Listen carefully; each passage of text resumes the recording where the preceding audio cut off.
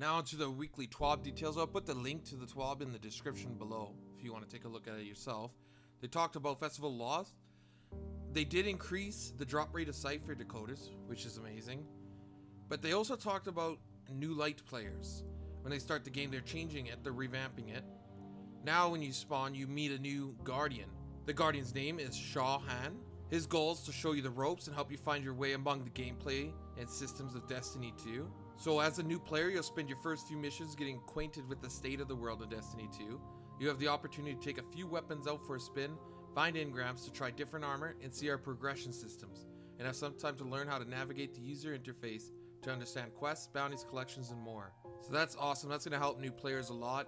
If you're a veteran player, you will also get to play this mission as well on November 10th when it gets released. There will also be lost sectors added to the Cosmodrome, which would be cool.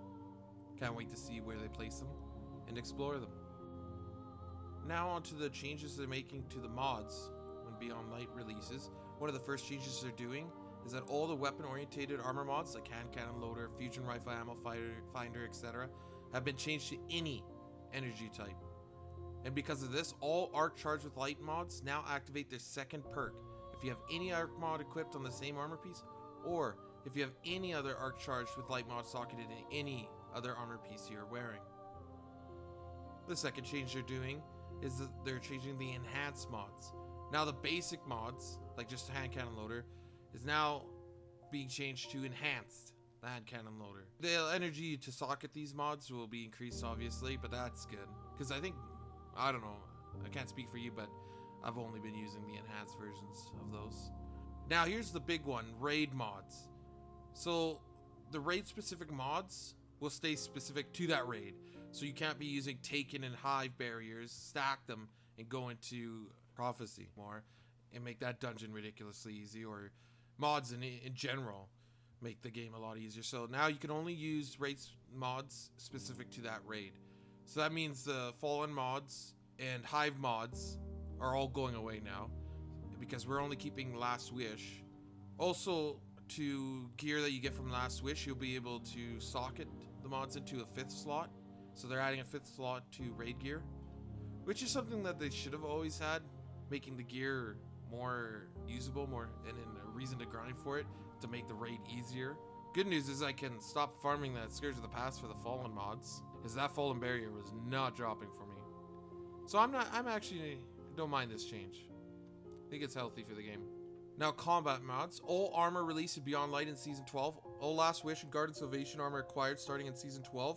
And all Armor 2.0 exotic armor pieces, including all the ones that we own already, will have a combat style mod socket. So they're adding a socket to all those.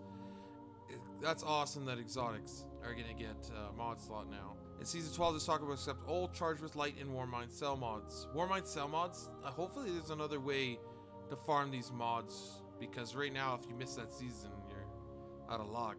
And they're also all Armor 2.0 that was acquired during Seasons 8 to 11 will have their seasonal mod sockets replaced with a single unified legacy mod socket that will socket all Charged with Light mods, all Warmind Cell mods, all Nightmare Hunt mods, and all Garden of Ascension mods, and finally all Last Wish mods. So that's a lot of changes to mods. I don't mind them. I think they're all good changes. This is actually really good balancing. Anyway, that's the changes to the mods. Now to the exotics that they talked about on Tuesday. They talked about 10 exotics coming to us in Beyond Light. They talked about 4 weapons and 6 gear, 2 for each class. We'll start off with talking about the weapons. First off is No Time to Explain. With No Time to Explain, precision hits and hits against enemies affected by stasis will return ammo to the magazine. Stack this effect to summon a portal which will fire bullets from an alternate timeline of the weapon. So that's pretty unique, cool. They really reworked that weapon from D1. The next exotic they talked about is a exotic sniper called Cloud Strike. Precision final blows will generate lightning bolts at the target location. Rapid precision shots will summon an entire storm at the point of impact. It seems like this will do a lot of damage to adds.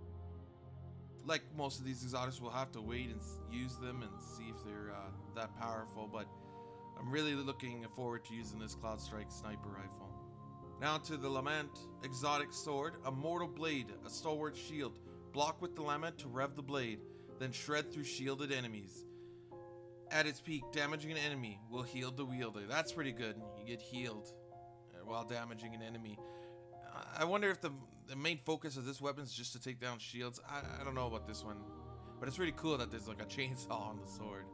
And then Salvation's Grip. It's an exotic grenade launcher. Redemption is within your grasp. Each fire projectile will create stasis crystals that will freeze nearby targets.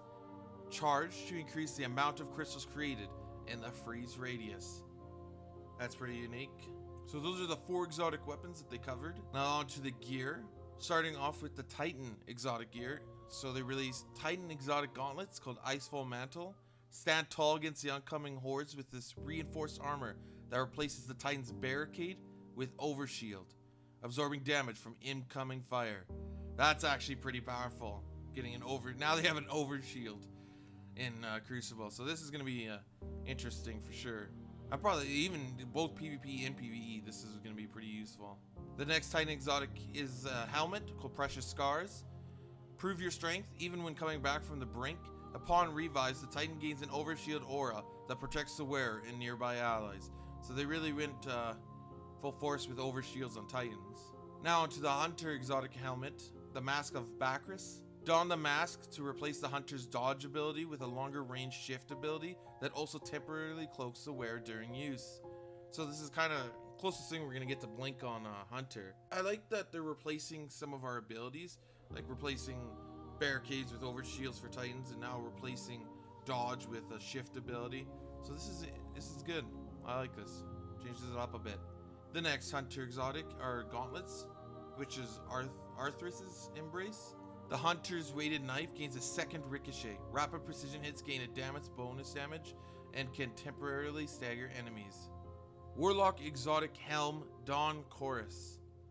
Feel the sweet burn. The Warlock's Daybreak projectiles deal extra damage and cause enemies to burn on contact. Gain melee energy each time a burn damages the target. So it's good for getting your melee back. Really interesting exotic. Now onto the Necrotic Grip, Warlock exotic gauntlets. A deadly Charis compounded. Melee attacks corrupt enemies with increasing damage over time. Defeating a corrupted combat spreads the corruption to nearby targets and restores melee energy. So they're really focusing on your melee energy back with these two. I like the Titan and the Hunter exotics the most for sure. The Warlock ones, I guess we'll have to wait and see how powerful they are. Anyway, those are the exotics that were talked about on Tuesday. Well, I'm sure hyped to play with these exotics when Beyond Light releases on November 10th. And as always, thanks for watching my Destiny 2 news video.